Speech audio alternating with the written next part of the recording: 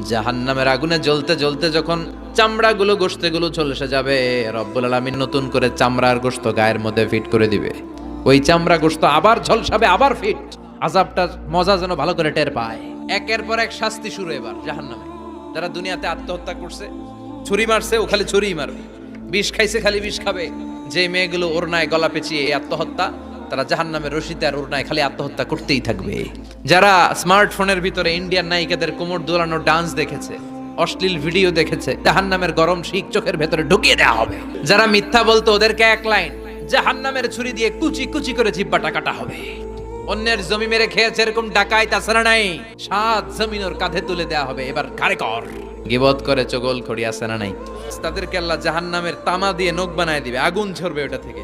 নিজেরা নিজের গালের গোশত আর বুকের গোশত টেনে কুড়ে কুড়ে খাবে। ওদের ব্যথার চিৎকারে পুরো জাহান্নামটা থারথার করে কাঁপবে। যারা যাকাত দেয় নাই,